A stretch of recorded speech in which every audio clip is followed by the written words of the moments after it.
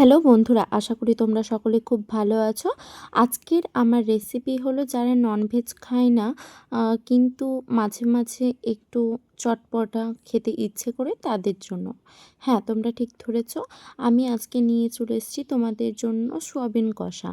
তাহলে এইভাবে বানিয়ে দেখবে, অবশ্যই তোমাদের খুব ভালো লাগবে খেতে।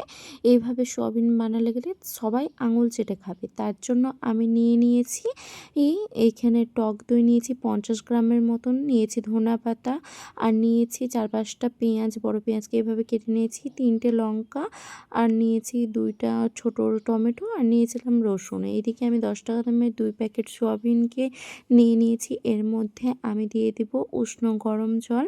এটাকে আমি 5 থেকে 7 মিনিট এইভাবে ভিজতে দিয়ে দিব।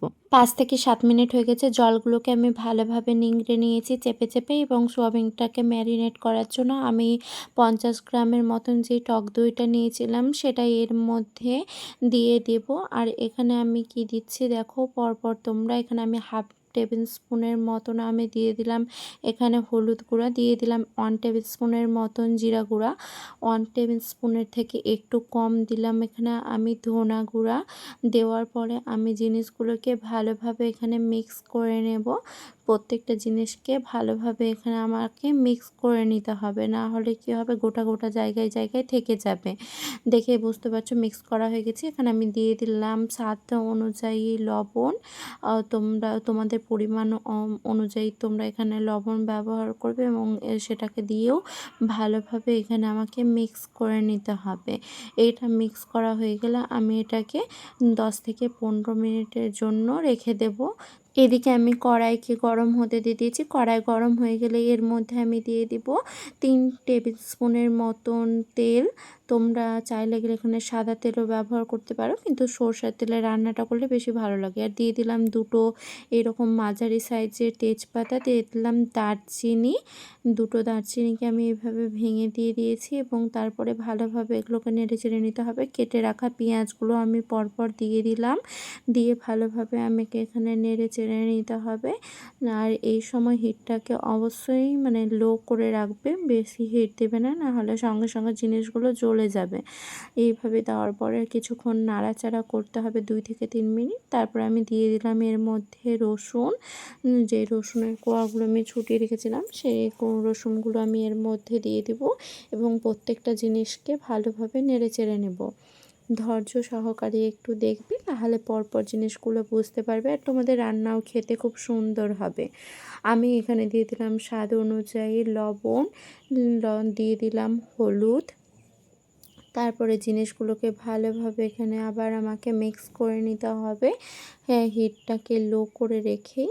আর তারপরে আমি চিড়ে রাখা যে কাঁচা লঙ্কা ছিল সেটা আমি দিয়ে দিলাম। তোমরা এখানে তোমাদের ঝালটা তোমাদের ইচ্ছে খুশি ব্যবহার করবে। আমি এখানে যে টমেটোটাকে ছোট ছোট করে কেটে রেখেছিলাম সেটা দিয়ে দিলাম। তারপরে ঢেকে রেখেছিলাম আমি 2 থেকে 3 মিনিট করে, ঢেকে ঢেকে সেটাকে ভালোভাবে আমি সিদ্ধ করে নেব, না হলে জিনিসগুলো আমার চলে যেতে পারে। মশলাটা আমার যত বেশি ভালো আসবে তত বেশি আমার যেই সোয়াবিনের কষার যে গায়ে লেগে থাকবে গ্রেভিটা, সেটা তত বেশি টেস্টি হবে। তার জন্য আমাকে এটাকে ভালোভাবে আমাকে করে নিতে হবে। তারপর আমি এর মধ্যে দিয়ে দেব ম্যারিনেট করে রাখা সোয়াবিনটা, এবং ভালোভাবে সেটাকে মিক্স করে নিতে হবে। তোমরা দেখেই বুঝতে পারছো কতটা সুন্দর লাগছে। এখানে আমি তারপরে যে কেটে রাখা ধনেপাতা ছিল সেটাকেও মিক্স করে দেব। কিছুক্ষণ ধনেপাতাটাকে ভাজতে গেলে এটা দেখতেও খুব সুন্দর লাগে আর খেতেও ভালো লাগে। আর মশলা ধোয়া জলটা আমি সেই মাত্র দিয়ে দিলাম আমি 1 চা চামচ কাশ্মীরি লঙ্কা গুঁড়ো। তারপরে দিয়ে ভালোভাবে আমি জল দিয়ে জিনিসটাকে কষিয়ে নেব। এখানে আমি যেহেতু কষা বানাচ্ছি খুব বেশি জল দেওয়ার প্রয়োজন নেই।